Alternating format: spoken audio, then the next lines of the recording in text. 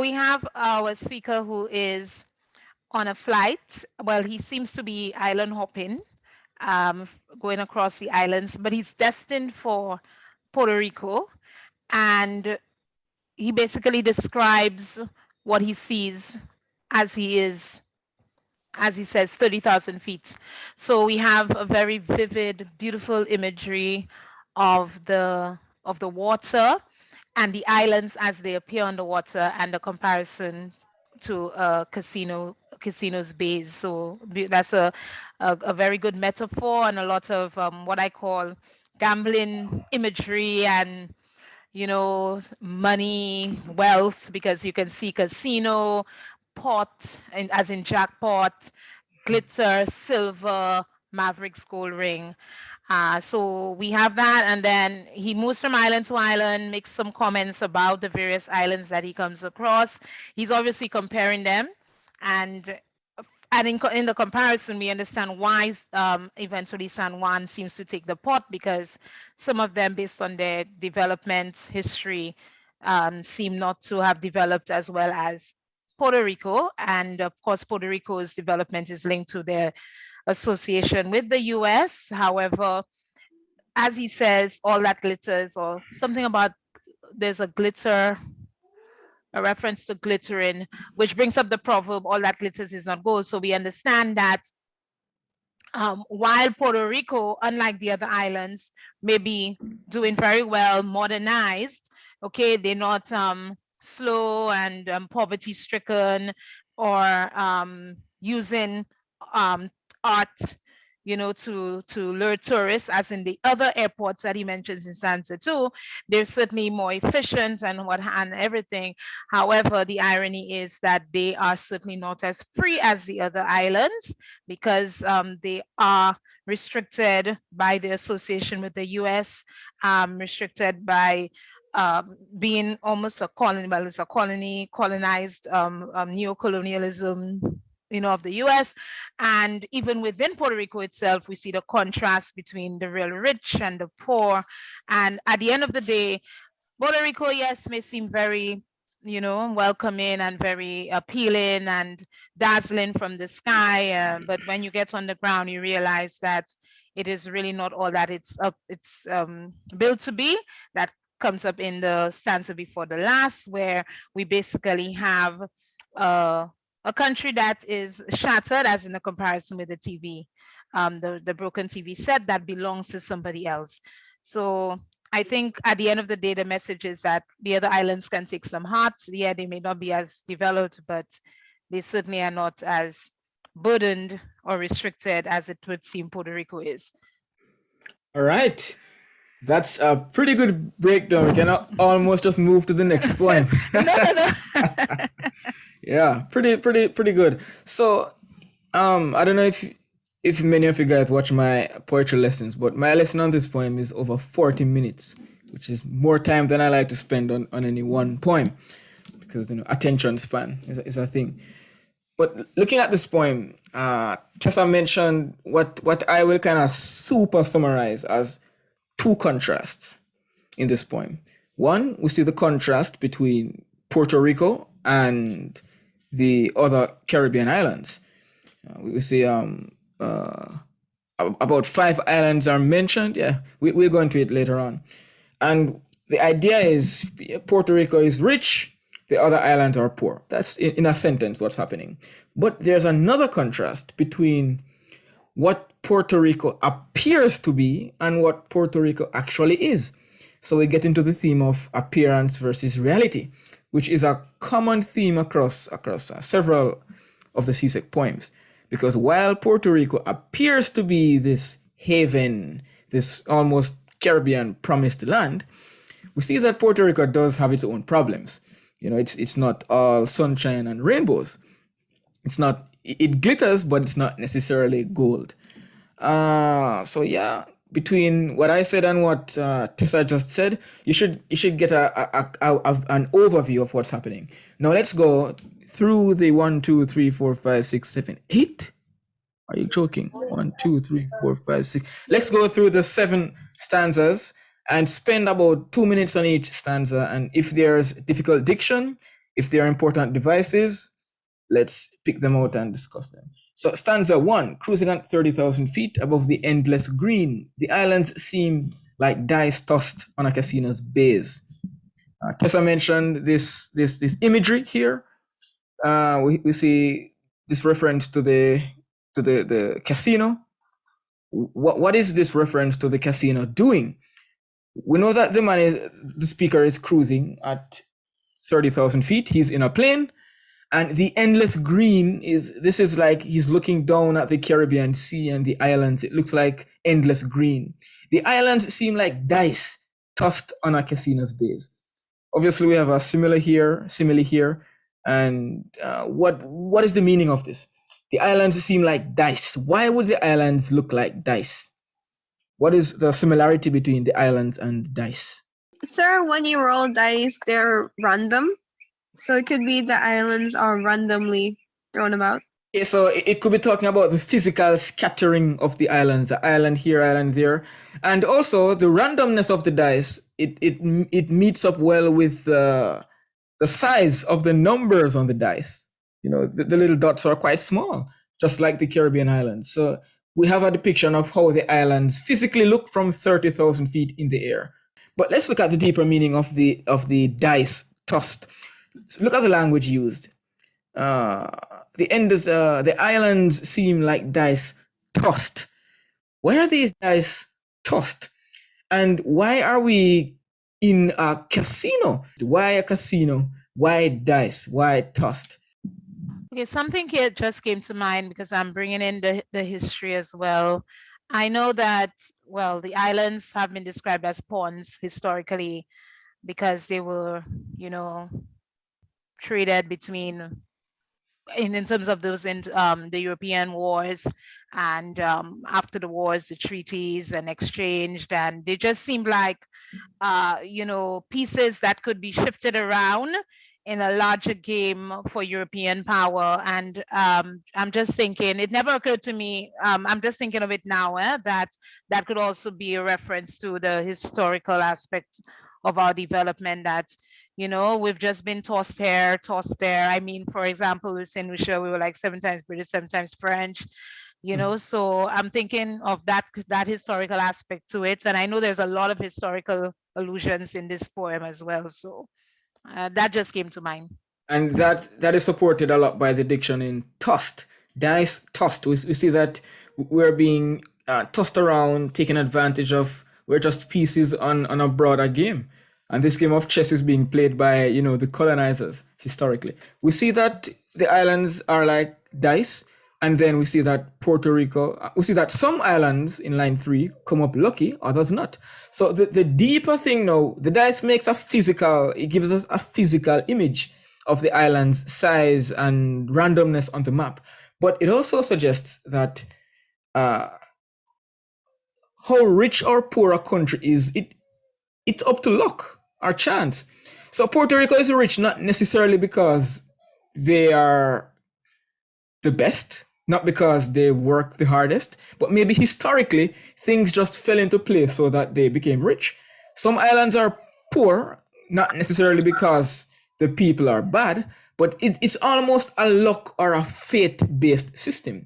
When you look at dice, you throw a dice, no matter how much skill you have, you cannot predict what number is going to come up.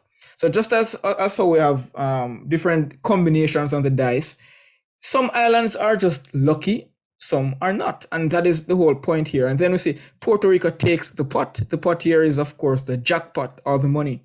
If you play poker, well, hopefully none of the students here play poker. If you play poker, you would know that after everyone, after you place a bet, everyone around the table will place a bet. Whoever wins all of that money on the table, they win the jackpot. So it's as if Puerto Rico is the luckiest, but takes the pot is interesting diction. Look at the word tossed, look at the word takes. Tossed, takes. Puerto Rico didn't just win the pot. Puerto Rico takes the pot. Taking the pot means taking from other players. So it's not just that, they're lucky, they're rich. It's almost as if in order for one country to be rich, other countries have to be poor. Because in poker, we can't all win. And if I win the money, whose money did I win? I won the money from the other players. So we see the relationship between Puerto Rico and the other islands might be one where the islands might look to Puerto Rico. In one sense, they would want to be like or visit that country, but in another sense, there might be a bit of resentment. Why are they rich and we are not? And of course, we see later down the connection to the U.S. ties into some of that perception. Puerto Rico takes the Dallas of the West Indies. We know that Dallas is a pretty big, fairly rich city in Texas.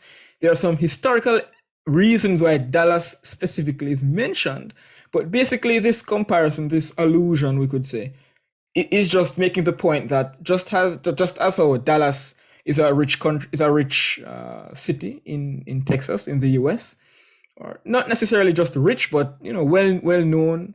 It's a renowned city. Similarly, Puerto Rico it takes up that position in the West Indies. And as we descend, so we're now descending on Puerto Rico. The speaker is descending. The clouds are hallmarked. Hallmarked. We know that a hallmark is a kind of branding seal. If you buy a pair of Clarks, you want to see that hallmark. If you buy some Jordans, if you buy an iPhone, you're looking for that hallmark to know that it is real, it's genuine. So the silver linings, and we know that this is also another metaphor. There are so many metaphors packed into these lines. A silver lining is an element of hope. The silver linings on the clouds are hallmark. It's almost as if the speaker is saying the hope and promise and potential in this country is real. San Juan, the capital of Puerto Rico, glitters like a maverick's gold ring. So the glittering, more imagery of wealth. But as Tessa mentioned earlier, glitter is kind of hinting that it might look good, but it's not necessarily as good as it looks, or that not all that glitters is really gold. But what is it glittering like in this simile?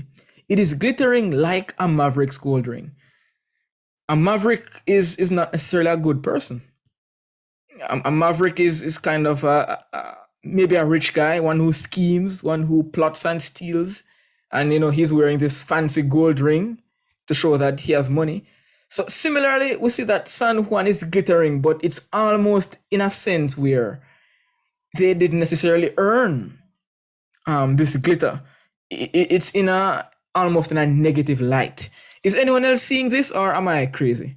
Can we comment on the tone of stanza 1? Yeah, I'm saying you're spot on in the presentation of Puerto Rico and almost like the dubious way in which Puerto Rico is being presented, where we have that wealth, but underlining that or beneath that, there's a subtle hint that, we have to be careful how we appreciate Puerto Rico, or we have to be careful how the reality that surrounds Puerto Rico.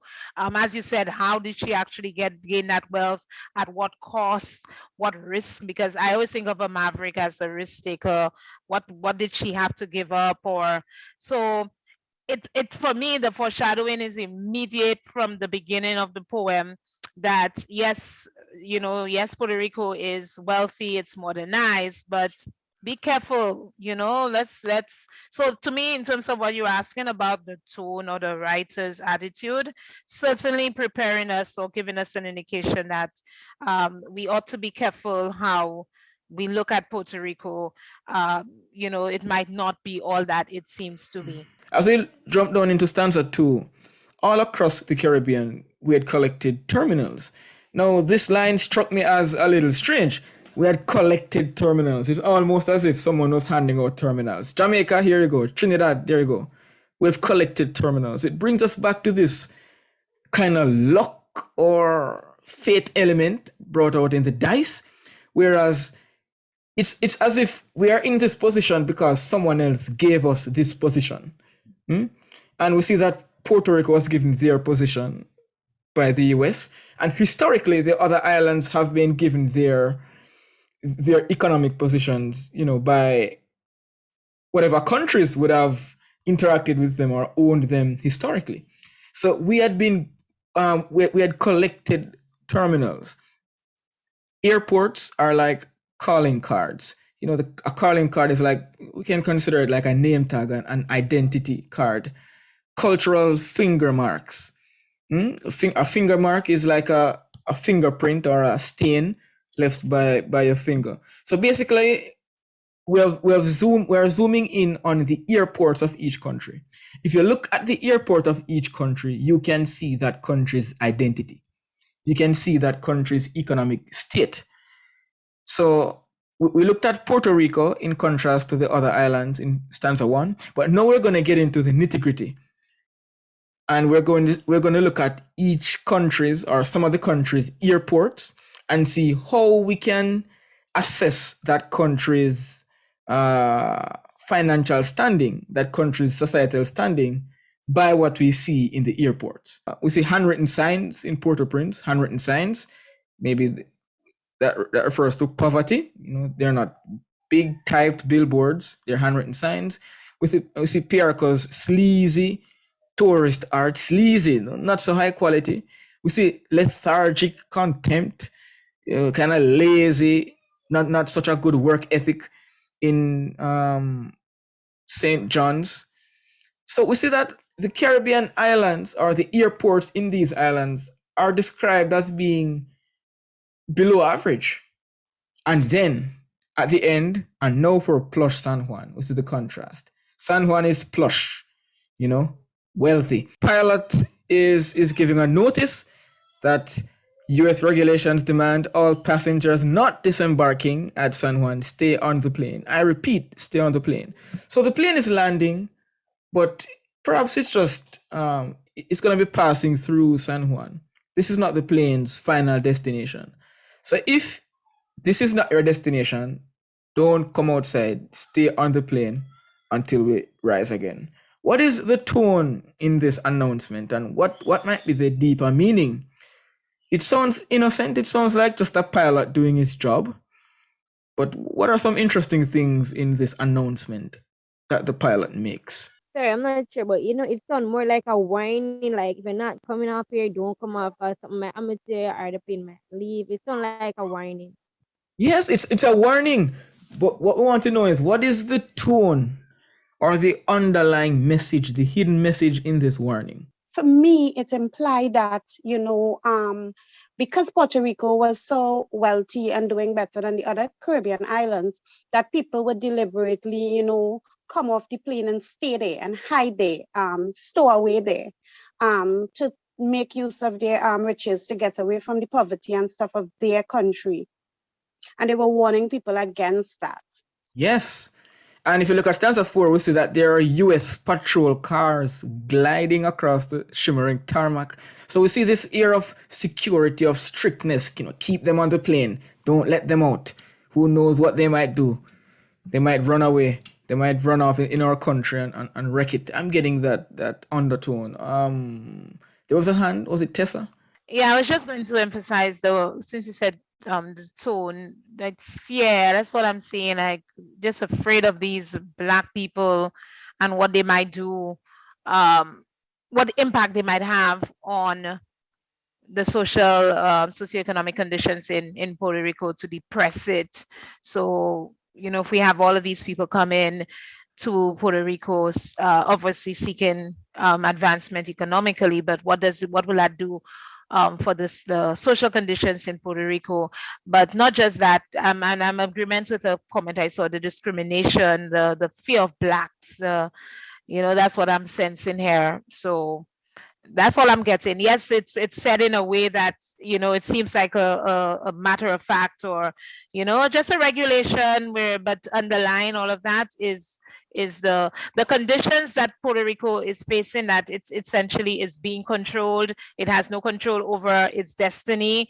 And that's where the irony in Island of the Free comes in, because it's clearly not free. It's subject to all these regulations. Yes.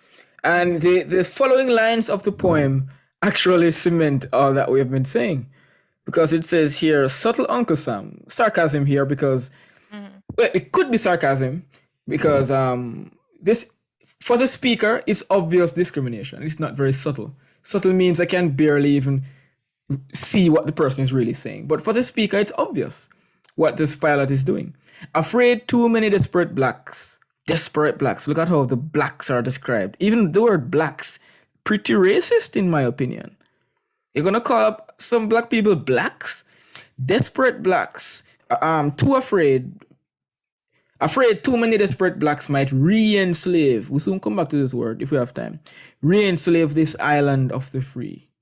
Might jump the barbed electric fence around America's backyard. Puerto Rico is seen as America's backyard. So much to unpack in you see, this poem it requires some knowledge of the history surrounding Puerto Rico in relation to the other islands and in relation to the US.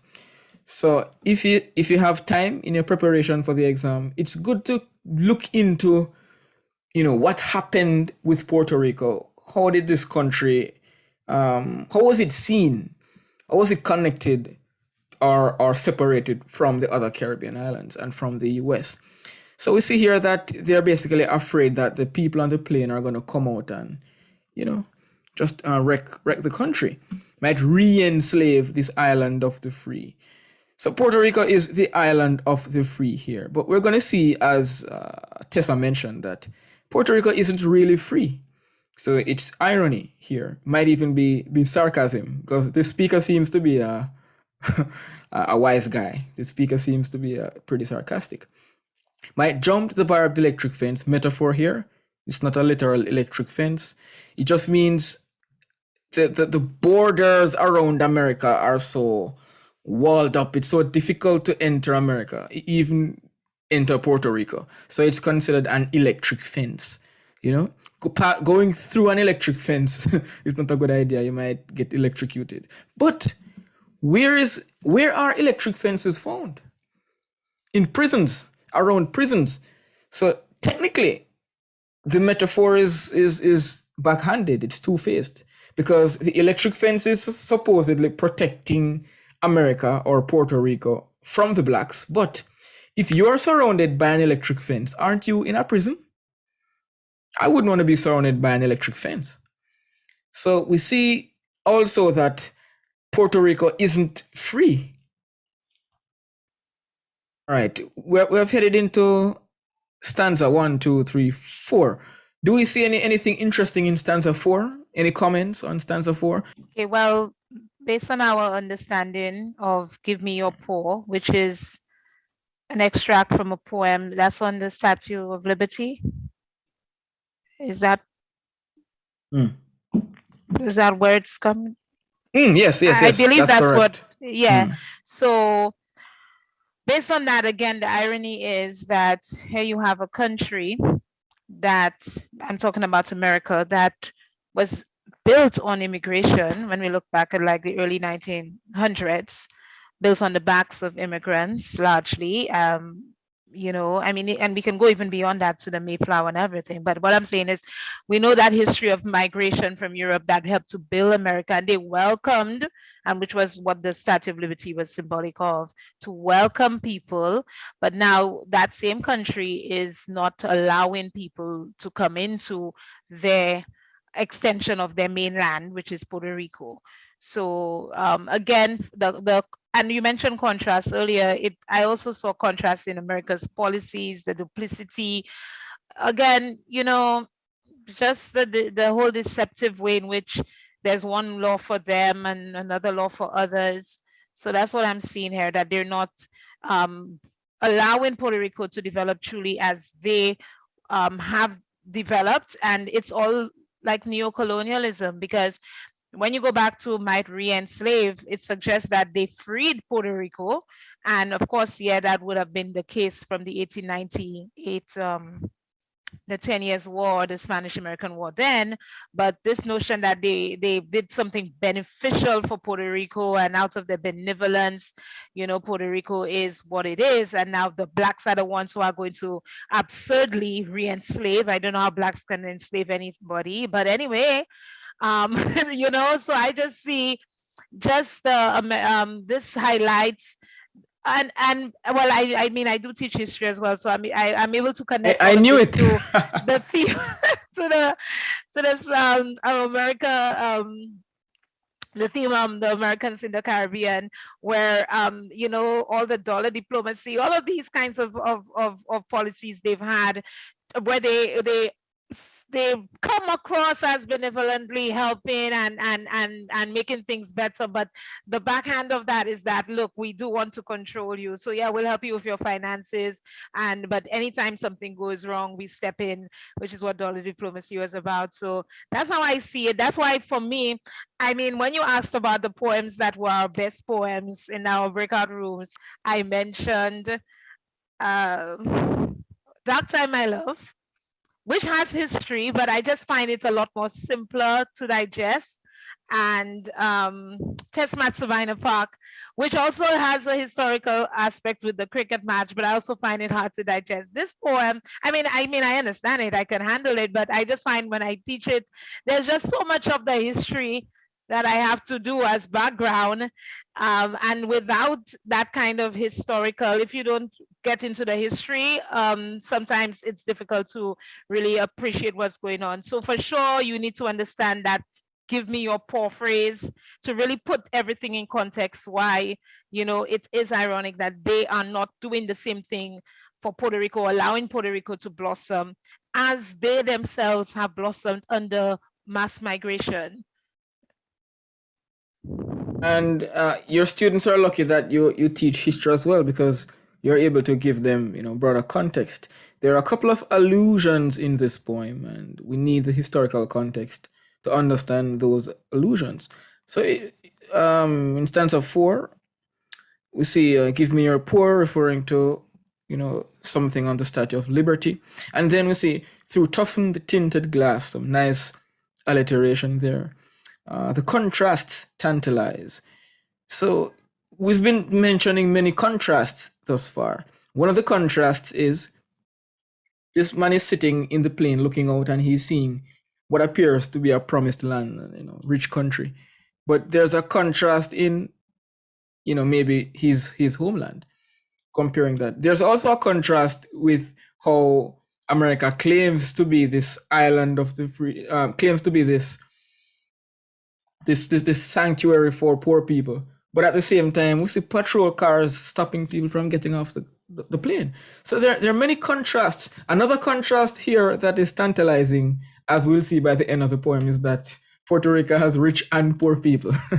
So this line is unpacked the more we read onward. And we have to mention devices. We see a lot of irony in this poem. We've talked about the irony. We see sarcasm in how the speaker is talking about Puerto Rico. We see contrast. We see so much contrast. We see a bit of alliteration through toughened tinted glass. The contrasts tantalize. And this hard sound, it sounds like it's reinforcing the toughness of the glass. Look at how the glass is described. Why would they describe the airplane glass to be toughened, tinted? It's almost as if it's trying as much as hard as possible to be a barrier. It's tinted, which means I can't even see through it clearly. They don't even want us to see what's happening, much less come off the plane. Because we know that a part of this tantalizing contrast is that by the end of the poem, we see that there are poor people. We see galvanized shanties, poor houses, overseen by condominiums. Condominiums basically rich, shanties basically poor. We see polished Cadillacs, rich, shimmying past rastas with push carts, poor. So maybe they're trying to hide this contrast as well. Anything else? What poems could we compare this to? In the exam, we have to write an essay comparing two poems. If we have to touch on West Indies, USA, what poem could we pair it with? South is an obvious contender. Yeah. We know that in both poems, we see contrast basically between the Caribbean. Yes? Who's there? So we can compare it with Once Upon a Time. Once Upon a Time with appearance versus reality. Oh, yeah. Yes, sir. Nice. Appearance versus reality. I like to have that poem and South and Tesmat Sabina Park. I like to, well, I do them, I teach them in a block because I find they do relate. And I refer to them as the North South divide poems. This idea that we have the North represented by the developed world that appears to be appealing and everything is good, but it's not enriching. It doesn't satisfy you. There's Mm, all, there's something missing, some yeah. element.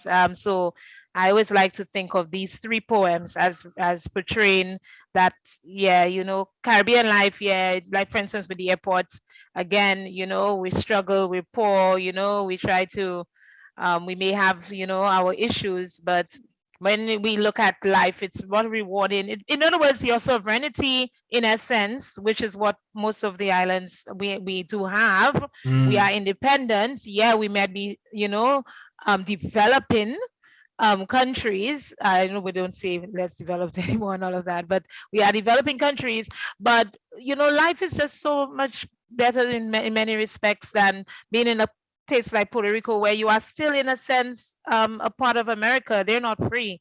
So you have that, and in Tesmat Sabina Park, yes, the English cricketers, yeah, they come from their developed world, but when you come to the Caribbean, that's where you have all the excitement and the laughter and with the on the in the match compared to um the muggy, what was the expressions in that poem, the muggy the weather, weather, sticky. Yeah. yes, and of course with South, although it has a lot to do with identity issues in South. I'm so sorry I missed that one, because I really would have liked to have been.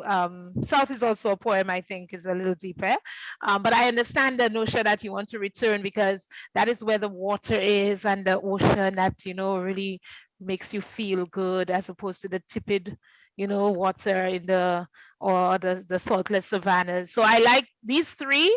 I connect them easily, because to me they have a message that runs through all three.